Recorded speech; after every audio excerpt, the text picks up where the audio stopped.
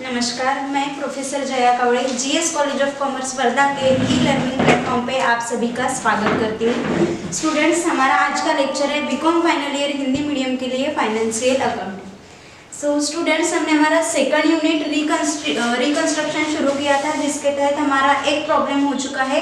आज second problem हम यहाँ पे डिस्कस करने वाले हैं। तो क्वेश्चन की लिंक आपको डिस्क्रिप्शन बॉक्स में दी गई है। लिंक ओपन करके आपको क्वेश्चन कॉपी में लिख लेना है और आंसर के लिए कंटिन्यू आगे वीडियो देखना है। जैसे कि हमने अमलगमेशन और एब्जॉर्प्शन के प्रॉब्लम देखे हैं, सेम वैसे ही हम हमारा इंटरनल रिकंस्ट्रक्शन एक्सटर्नल रिकंस्ट्रक्शंस के प्रॉब्लम है, जो कि हमने फर्स्ट प्रॉब्लम एक पिछले लेक्चर में देखा था। सेम वैसा ही प्रॉब्लम इस लेक्चर में भी हम देखेंगे। क्वेश्चन पहले एक बार आराम से पढ़ लेंगे, समझ लेंगे और सॉल्यूशन बाद में सॉल्व करेंगे। तो क्वेश्चन में आपको दिया गया है, Ram company's balance sheet as on 31 March 2010 was as follows. 31 March 2010 की राम कंपनी की बैलेंस शीट आपको दी हुई है। देन उसके बाद में आपको अदर इंफॉर्मेशन बताई गई है। A meeting of shareholders and creditors resolve as follows. Shareholders और क्रेडिटर्स की मीटिंग हुई है, जिसमें कि जो फॉलोइंग पॉइंट्स हमें दिए गए हैं वो डिस्कस किए गए हैं। तो फर्स्ट पॉइंट है उसमें, that the company be taken into voluntary liquidation and a new company be form.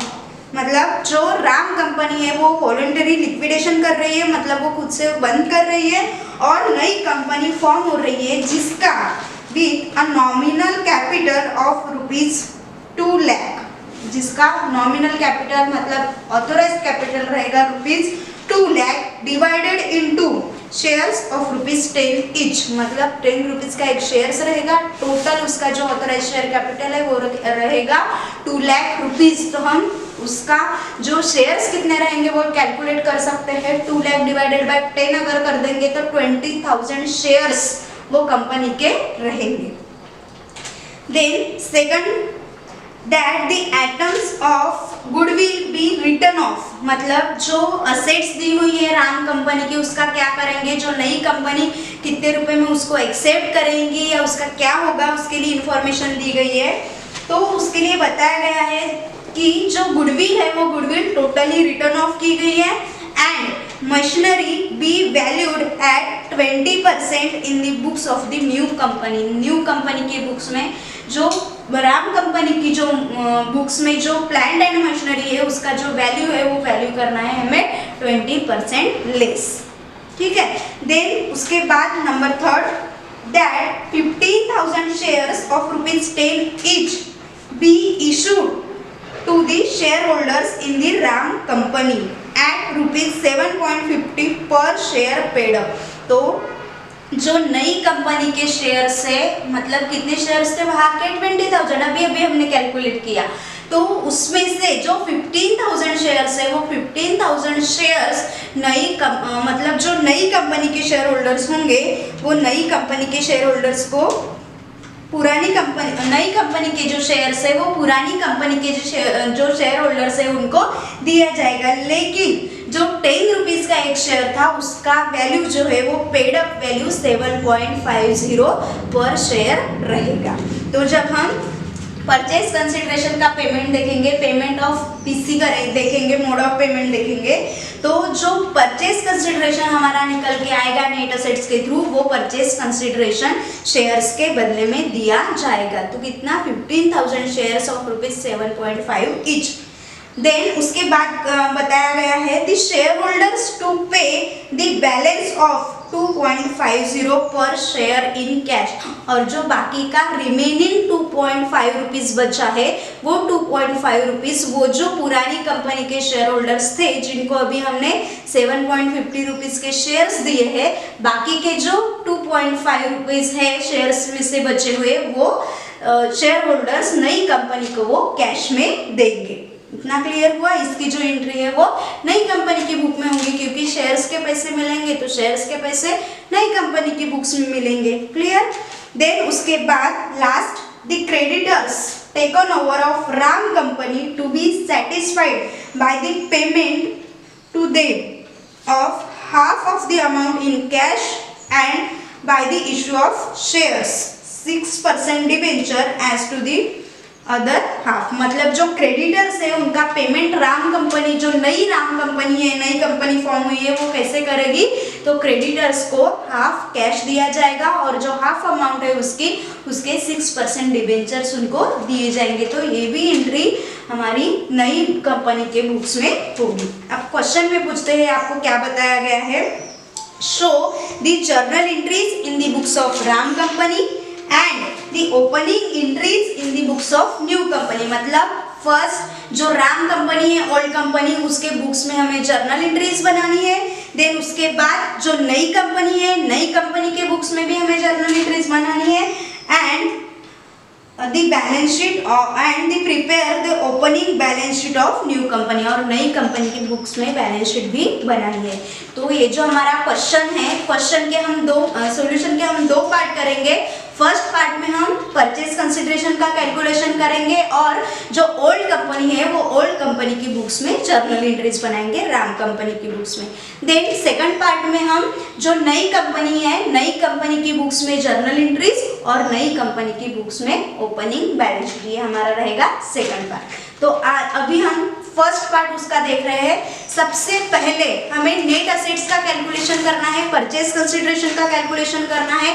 उसके लिए इंफॉर्मेशन हमें दी गई है, उस आधार से हम परचेज कंसिडरेशन का कैलकुलेट करेंगे, नेट असेट्स का कैलकुलेशन करेंगे। ठीक है, तो सबसे पहले जब हम नेट असेट्स का कैलकुलेशन करते हैं तो वहाँ पे जो असेट्स नई कंपनी ने टेकन ओवर की रहती है, वो असेट्स जिस वैल्यू पे टेकन ओवर की है उस वैल्यू पे हम वहाँ पे लेते हैं। तो सबसे पहले हम लेंगे असेट्स टेकन ओवर,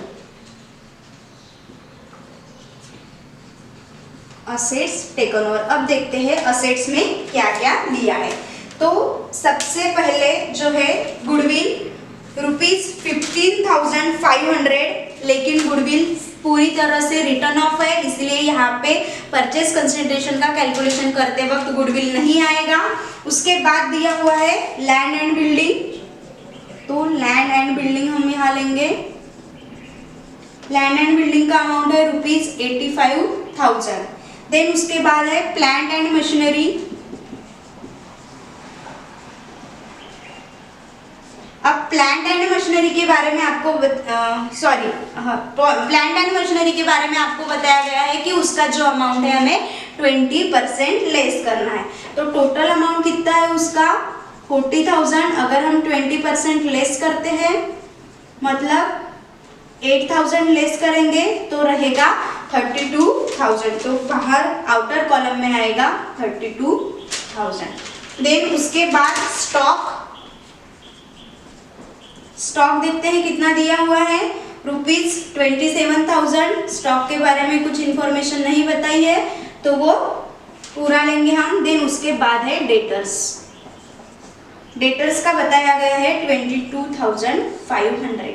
उसके बाद प्रॉफिट एंड लॉस अकाउंट, वो यहाँ पे नहीं आता, वो शेयर होल्डर्स अकाउंट को ट्रांसफर होता है। तो सारी असेट्स हमने यहाँ पे ले ली है। टोटल करेंगे सारी असेट्स की तो यहाँ पे हमारी टोटल आ जाएगी 1,66,500। देन इसके बाद ये हुआ total assets taken over, total assets taken over. इसमें से हम लेस करेंगे लायबिलिटीज एक्सेप्टेड। जो भी लायबिलिटीज नई कंपनी ने एक्सेप्ट की है वो लायबिलिटीज हम यहाँ पे लेंगे। तो लायबिलिटीज में सन्ड्री क्रेडिटर्स ऐसी लायबिलिटी है जो नई कंपनी एक्सेप्ट करने वाली है या किया है। तो यहाँ पे सन्ड्री क्रेडिटर्स ₹54,000। ठीक है, अब जो टोटल लायबिलिटीज एक्सेप्टेड इतना ही है तो हम डायरेक्टली उसको आउटर कॉलम में लिख लेंगे और नेट असेट्स का कैलकुलेशन करेंगे। टोटल असेट्स टेकन ओवर में से टोटल लायबिलिटीज एक्सेप्टेड लेस करेंगे तो हमें यहाँ पे 1,12,500 नेट असेट्स का वैल्यू मिलेगा, नेट असेट्स।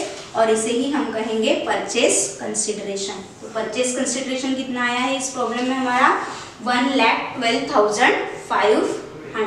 अब ये जो 1,12,500 हमारा परचेज कंसिडरेशन आया है उसका जो पेमेंट है वो पेमेंट नई कंपनी अपने शेयर्स इशू करके देने वाली है। तो हम यहाँ पे मोड ऑफ पेमेंट लिख लेंगे, कितने शेयर्स देने वाली है तो वहाँ पे 15,000 shares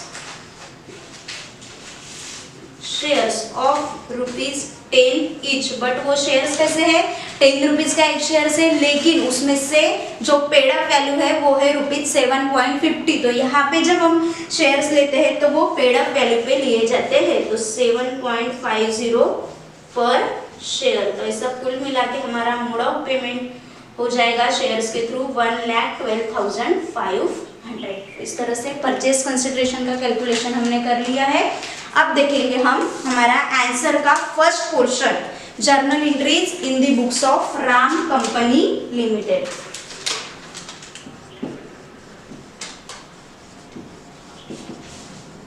journal entries in the books of Ram company limited, ठीक है।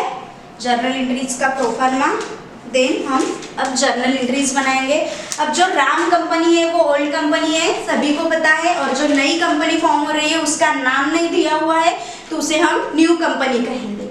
तो जो राम कंपनी है, राम कंपनी की बुक्स में हम जब जर्नल एंट्रीज बनाते हैं तो सबसे पहले जो राम कंपनी की बुक्स में जो बैलेंस शीट हमें दी हुई है वो बैलेंस शीट हमें सबसे पहले खाली करना है।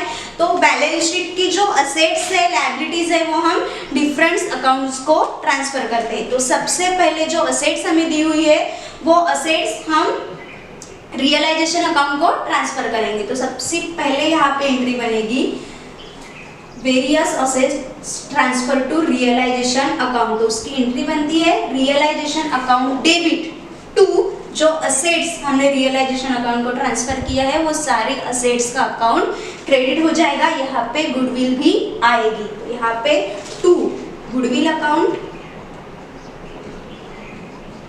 Goodwill account 15,500। ध्यान रखना है यहाँ पे जब हम रियलाइजेशन अकाउंट को असेट्स ट्रांसफर करते हैं तो वो बुक वैल्यू पे जाता है, और जब हम परचेज कंसिडरेशन कैलकुलेट करते हैं तो परचेज कंसिडरेशन का कैलकुलेशन करते वक्त रिवाइज्ड वैल्यू पे वो असेट्स लिए जाते हैं। यहाँ पे टू गुडविल अकाउंट हो गया, to land and building account ₹85,000, उसके बाद है to plant and machinery account, plant and machinery account ₹40,000, उसके बाद टू स्टॉक अकाउंट, स्टॉक कितना दिया हुआ है ₹27,000, and last to debtors account, to debtors account कितना है ₹22,500। ऐसा कुल मिला के इसकी अगर हम टोटल करते हैं तो टोटल रियलाइजेशन को असेट्स ट्रांसफर होती है ₹1,90,000। यहाँ पे नरेशन रहेगा हमारा being assets transfer to realisation account, assets transfer to realisation account. Clear, first entry यहाँ पे क्लोज हो गई। अब सेकंड जो लायबिलिटीज है, वो जो लायबिलिटी नई कंपनी ने एक्सेप्ट की रहती है वो लायबिलिटीज भी हम रियलाइजेशन अकाउंट को ट्रांसफर करते हैं। तो यहाँ पे क्रेडिटर्स नई कंपनी ने एक्सेप्ट किए हैं, तो यहाँ पे हम क्रेडिटर्स रियलाइजेशन अकाउंट को ट्रांसफर करेंगे। तो उसकी एंट्री हमारी बनेगी sundry creditors account debit to realisation account, realisation account के क्रेडिट साइड में जाएगा। असेट्स थी तो रियलाइजेशन अकाउंट के डेबिट साइड में गई, अब लायबिलिटीज है तो वो रियलाइजेशन अकाउंट के क्रेडिट साइड में जाएगा। ₹54,000 नरेशन रहेगा यहाँ पे being liability transfer to realisation account, liability transfer to realisation account. Second entry हमारी हो गई। अब जो बैलेंस शीट के जो बाकी आइटम्स बचे हुए हैं उसे हम कहाँ ट्रांसफर करते हैं, तो जो शेयर कैपिटल है वो शेयर होल्डर्स अकाउंट को जाता है, और जो P&L अकाउंट का डेबिट बैलेंस रहता है असेट साइड में वो भी शेयर होल्डर्स अकाउंट को ट्रांसफर होता है।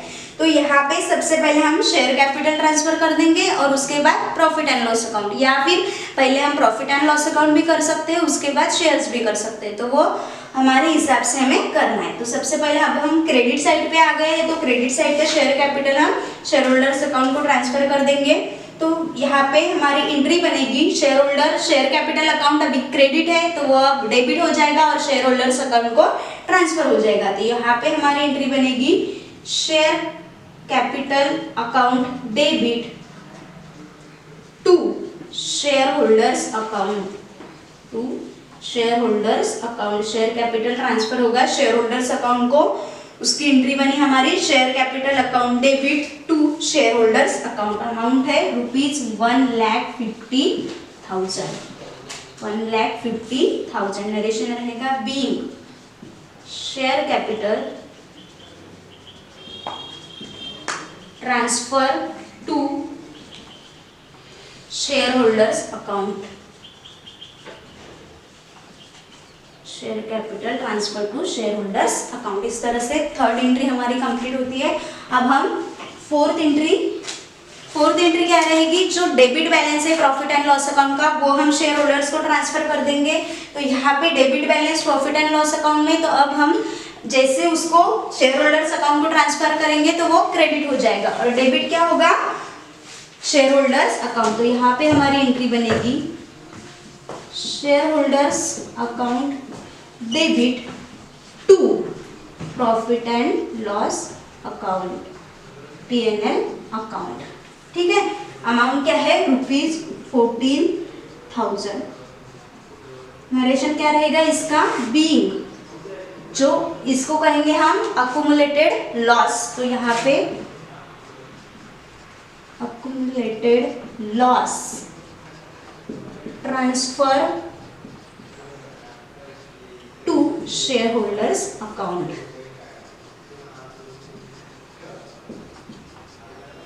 Fourth entry complete. ठीक है, अब पूरी तरह से बैलेंस शीट हमने वेरियस अकाउंट्स को ट्रांसफर कर दी है। इसके बाद जो हमारी सीरियल नंबर में नंबर 5th की एंट्री रहेगी, जो परचेज कंसिडरेशन है, परचेज कंसिडरेशन ड्यू की एंट्री हमें करनी है। तो जब हम परचेज कंसिडरेशन ड्यू की एंट्री करते हैं तो नई कंपनी का अकाउंट डेबिट होगा और जो परचेज कंसिडरेशन का अमाउंट है वो रियलाइजेशन अकाउंट के क्रेडिट साइड में जाएगा। तो यहाँ पे हमारी एंट्री बनेगी न्यू कंपनी अकाउंट डेबिट। क्योंकि यहाँ पे न्यू कंपनी का नाम नहीं दिया हुआ है तो हम डायरेक्टली उसको न्यू कंपनी एज्यूम करेंगे। New company account debit to realisation account. कितना है परचेज कंसिडरेशन का अमाउंट हमारा 1,12,500। तो यहाँ पे 1,12,500 तो नरेशन रहेगा यहाँ पे बीइंग पीसी ड्यू। ठीक है, या पीसी रिसीवेबल भी हम उसे बोल सकते हैं। देन इसके बाद पीसी रिसीव्ड होगा तो इसके बाद पीसी रिसीव्ड की एंट्री, और पीसी रिसीव्ड जिस फॉर्म में होगा उसका अकाउंट डेबिट और नई कंपनी से मिल रहा तो उसका अकाउंट क्रेडिट। तो किस फॉर्म में पीसी रिसीव्ड हो रहा है, तो शेयर्स मिल रहे हैं नई कंपनी की तरफ से तो शेयर्स का अकाउंट डेबिट होगा और नई कंपनी का अकाउंट क्रेडिट हो जाएगा। तो यहाँ पे हमारी एंट्री बनेगी shares in new company account debit. Shares in new company account debit to new company account credit to new company account. क्योंकि जब उनसे पैसे लेने हैं, अमाउंट लेनी है तो उनका अकाउंट हमने डेबिट किया था, अब उनसे हमारा पीसी रिसीव्ड हो रहा है तो उनका अकाउंट हम क्रेडिट कर देंगे यानी क्लोज कर देंगे। अमाउंट ₹1,12,500। नरेशन यहाँ पे रहेगा बीइंग पीसी रिसीव्ड हो गई उसकी एंट्री। ठीक है, अब जो लास्ट 2 एंट्रीज हमारी रहती है, सेकंड लास्ट हम सबसे पहले रियलाइजेशन अकाउंट का बैलेंसिंग करते हैं। जो भी रियलाइजेशन अकाउंट पे प्रॉफिट या लॉस होता है उसे हम शेयर होल्डर्स अकाउंट को ट्रांसफर कर देते हैं एंड देन उसके बाद जो शेयर होल्डर्स है वो शेयर होल्डर्स का पेमेंट जो नई कंपनी से हमें शेयर्स डिबेंचर्स जो भी हमें पीसी के फॉर्म में मिला है वो हम शेयर होल्डर्स अकाउंट को ट्रांसफर कर देते हैं। तो सेकंड लास्ट सीरियल नंबर में जो सेकंड लास्ट एंट्री हमारी रहती है वो है रियलाइजेशन अकाउंट का हम बैलेंसिंग करते हैं और प्रॉफिट लॉस फाइंड आउट करते हैं। तो रियलाइजेशन अकाउंट चाहे तो हम बना सकते हैं या हम रफली भी उसका कैलकुलेशन कर सकते हैं। जो रियलाइजेशन अकाउंट को डेबिट में गया है वो डेबिट की टोटल पहले कर लो देन क्रेडिट की कर लो। तो डेबिट में 1,90,000 है रियलाइजेशन अकाउंट के डेबिट में 1,90,000। देन क्रेडिट की बात अगर हम करते हैं तो रियलाइजेशन क्रेडिट हुआ है 54,000 और देन रियलाइजेशन क्रेडिट हुआ है 1,12,500। अगर यहाँ पे हम दोनों इसका बैलेंसिंग करते हैं तो रियलाइजेशन अकाउंट के डेबिट की टोटल जो है वो ज्यादा आ रही है और क्रेडिट की टोटल जो है वो कम आ रही है। तो क्रेडिट में जो इनकम तरफ रहता है या इनकम रहता है वो कम है, तो यहाँ पे रियलाइजेशन अकाउंट में हमें लॉस दिखाई पड़ता है और जो लॉस है वो भी हमें शेयर होल्डर्स अकाउंट को ट्रांसफर करना पड़ता है। तो यहाँ पे अब अगर हम रियलाइजेशन अकाउंट का बैलेंसिंग करते हैं तो यहाँ पे रियलाइजेशन अकाउंट पे हमें लॉस दिखेगा और वो लॉस शेयर होल्डर्स अकाउंट को ट्रांसफर हो जाएगा। तो लॉस देखेंगे 1,90,000 डेबिट हो गया रियलाइजेशन अकाउंट, 1,90,000 क्रेडिट में 54,000 और 1,12,500।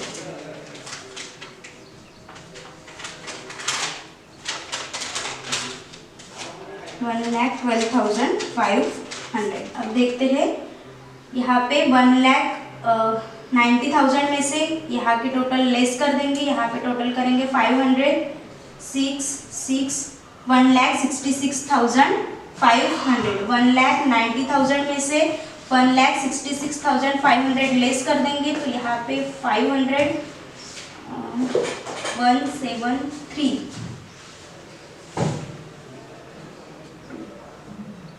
23,500 यहाँ पे लॉस आता है। तो लॉस हम शेयर होल्डर्स अकाउंट को ट्रांसफर कर देंगे। तो लॉस ट्रांसफर की एंट्री हमारी बनेगी shareholders account debit to realisation account credit. कितना है 23,500। यहाँ पे नरेशन रहेगा being loss on realisation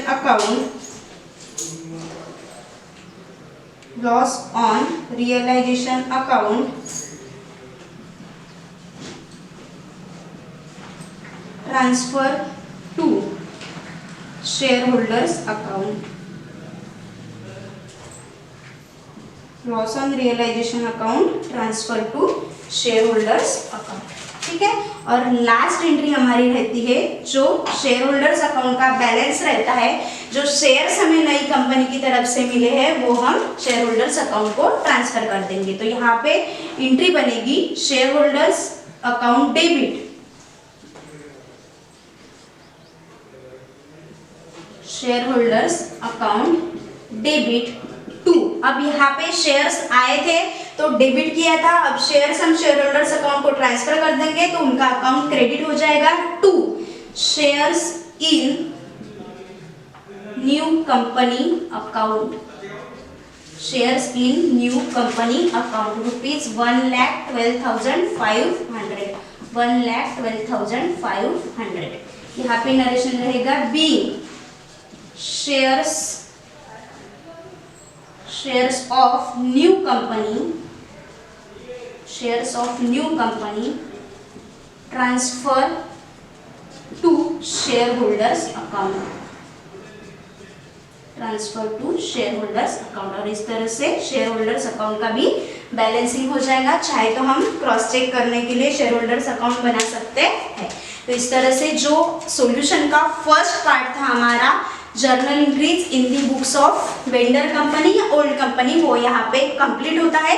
second part में हम देखेंगे नई कंपनी की बुक्स की जर्नल एंट्रीज और नई कंपनी की बुक्स में बैलेंस शीट। फिर मिलेंगे नेक्स्ट लेक्चर में। धन्यवाद।